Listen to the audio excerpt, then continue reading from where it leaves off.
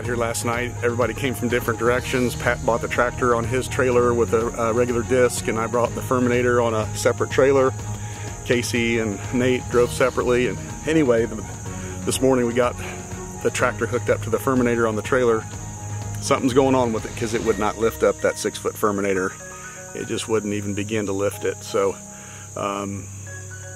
we are going about everything the old-fashioned way with the field disc, just a 5-foot disc, breaking this stuff open. They've got a rolling cultipacker behind the ATV, and we're hand cranking out the seed. Old school. Makes you appreciate the Furminator. But back here in this cove, this was the guys that sold this to him had this in a forage soybean plot for several years, but it's been many years since they've been able to do it. And here we are busting up this old soddy grass that took it over and getting ready to put Feeding Frenzy in the ground back here in front of the box blind, and a nice little cove back here. Big draws all the way around it. It's a hot spot, so ready to help him get this thing turned around.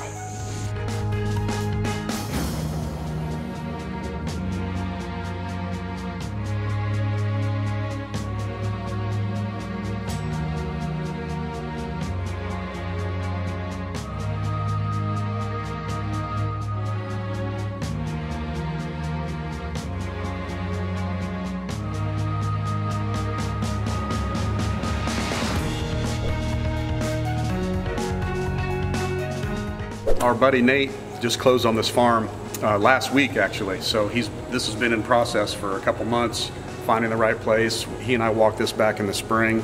This was for sale from some friends of mine back home.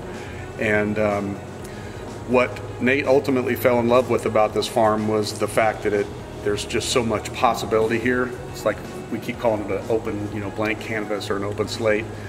And Pat and I, Pat does a lot of work in habitat, heavily involved with the National Wild Turkey Federation. He does a lot of conservation work on his own, and I have too. And Nate just asked us to come down and put our minds together and help him implement a plan. Now, Nate already had his own ideas. He's been playing with this aerial photo for weeks and weeks and deciding, where he might want a food plot, where he's going to want some specific cover. But this field, GIS says it's about 18 acres. Some of the other paperwork shows it's closer to 20, but everything that you see here in this top field is or was heavy fescue pasture. So it has some clover in it. It had a local guy that was cutting it for free just to maintain it for him and to keep it up. Those guys agreed that was a good idea for them because they lived far away from here. So it wasn't really the best or anywhere near the best as far as the potential for habitat and food value. So Nate's idea was to come in and begin implementing some food plots into the corners. It's fall time, it's August. We didn't have a whole lot of time. We're getting them in fairly late. It's still going to work out. If we get some rain, it'll be really good. With that being said, with our plots, this 18 acres, this is just the very beginning of what we want to do. This is just the light chalk on the chalkboard, you might say. So we've got a long-range plan of everything that's going to happen in this area. But right now, we're just getting in some basic food plots, and once we get it all done, it'll be nice. He's talking about incorporating warm season grasses in the center and like in branching arms that go out and kind of hide the plots and also create connectivity through cover. He's also mentioned putting in some tree plantings and even some shrub habitat like cedar shrubbery and some thermal cover and things like that. But also you can almost see like a checkerboard starting to appear where he's looking at putting corn and beans on rotation also. So between that, perennial destination fields, fall annual food plot in the coves, it's really going to change the way this farm sets up. It'll actually change the deer movement on this farm. For sure. It'll start to push him where he wants them. Off the 18 acres now into the timber, they've owned this property for over 20 years, and it was logged 20 plus years ago before they bought it. So you get in there now and it's really beginning to be a closed canopy forest, and there's not a lot on the ground anymore. You can see a long distance through there. There's some marketable timber. We're going to walk in there in a minute and take a look at some of that too. But he also has a plan of utilizing the services of a trusted forester and a logging company to come in and do a selective harvest for him. Then he's going to do a follow-up with some hinge cutting to really sort of emphasize a few of the ridges back in here. Primarily, there's flat ridges that run out this direction, and there's some that 2-track he was talking about too, but there's a big ridge back here, and everything sort of works this way.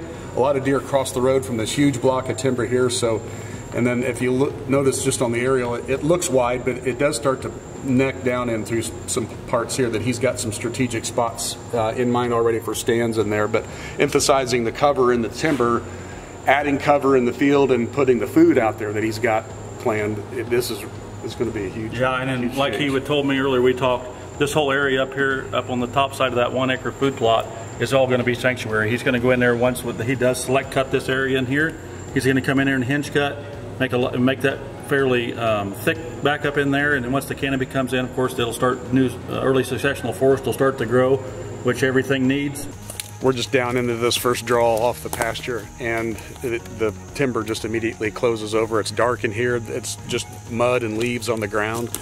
And just because timber is 20 plus years old doesn't mean that it's all marketable. Obviously, there's still some staggered ages in here, but there's just lots and lots of stuff in here in Nate's new woods that are 18, like this poplar is, and probably larger. I know there's some really nice oaks back across the field there on the other side, but once you start looking around how just the canopy is closed up, it wouldn't take much in here for a selective harvest of taking 3 to 5 trees per acre. That sounds fairly minimal, but a heavier harvest is considered 6 to 7.